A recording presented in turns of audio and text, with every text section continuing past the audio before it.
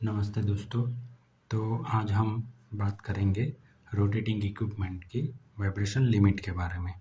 जब भी मशीन का वाइब्रेशन बढ़ता है तो हायर मैनेजमेंट या ऑपरेशन डिपार्टमेंट को कॉल लेना पड़ता है कि भाई ये वाइब्रेशन लिमिट इतना है या फिर वाइब्रेशन इतना बड़ा है तो ये मशीन को चला सकते हैं या नहीं चला सकते। तो एज अ मैकेनिकल इंजीनियर आपको पूछा जाता है कि बताओ भाई ये वाइब्रेशन बड़ा है तो ये मशीन की वाइब्रेशन की लिमिट कितनी है, ताकि डिसीज़न लिया जा सके कि ये मशीन चलाना है कि नहीं चलाना है। तो बेसिकली आपको लिमिट के बारे में पूछा जाता है। तो आज हम यही लिमिट के बारे में बात करेंगे।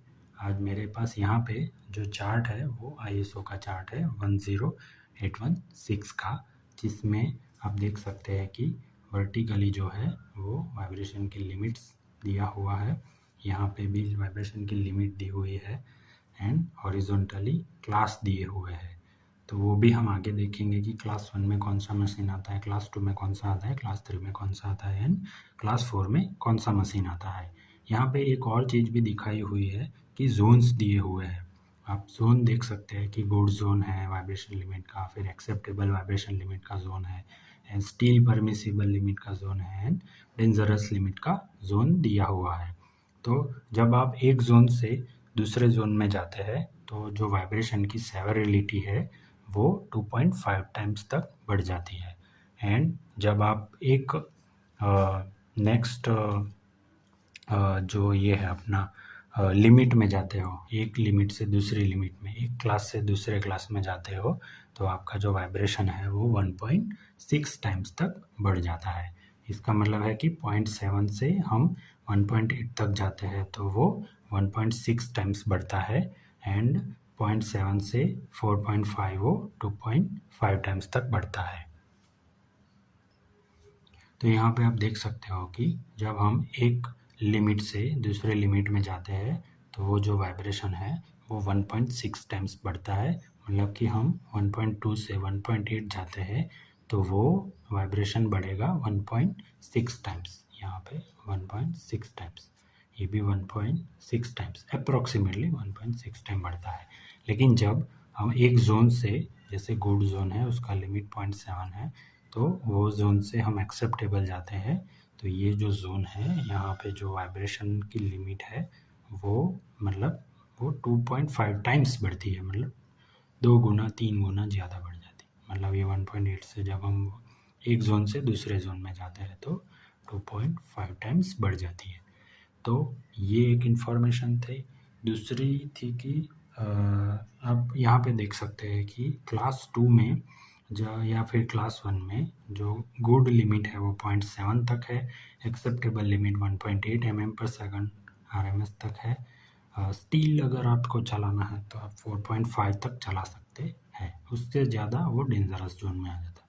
सिमिलरली आप क्लास 4 में देखेंगे तो क्लास 4 में आप देख सकते हैं कि गुड लिमिट ही 2.8 तक है, मतलब आप ज़्यादा रेंज तक चला सकते हो।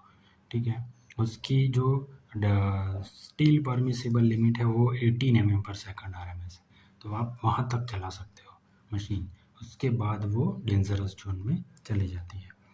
तो अभी हम देखते हैं कि क्लास को कुछ इस तरह से डिफाइन किया गया है, क्लास 1 2 3 ऐसे। तो यहाँ पे मेरे पास क्लास का भी एक चार्ट है, वो भी मैं आपको दिखा देता हूँ।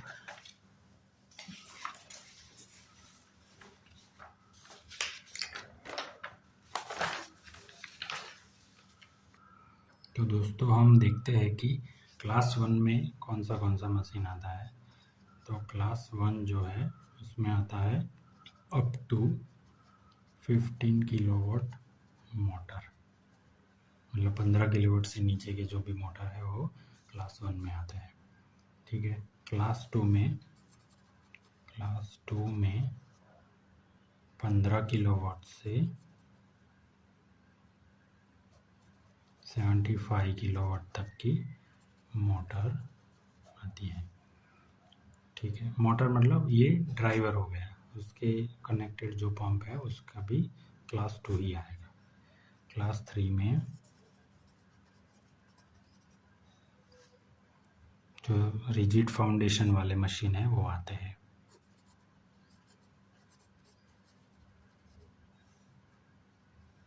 और उनका जो किलोवाट है वो अप टू 300 किलोवाट तक आता है। क्लास 4 में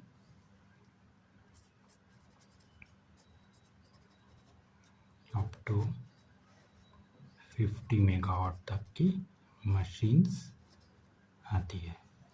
तो ये था ISO का वाइब्रेशन लिमिट और सेवरिटी चार्ट जो आपके साथ मैंने शेयर किया है। आशा करता हूँ कि आपको इन्फॉर्मेशन अच्छी लगी होगी और आप प्लांट में इसको इम्प्लीमेंट कर पाएंगे। अगर अच्छी लगी है तो सब्सक्रिप्शन बटन के साथ जुड़े रहिए हमारे चैनल के साथ। Thank you.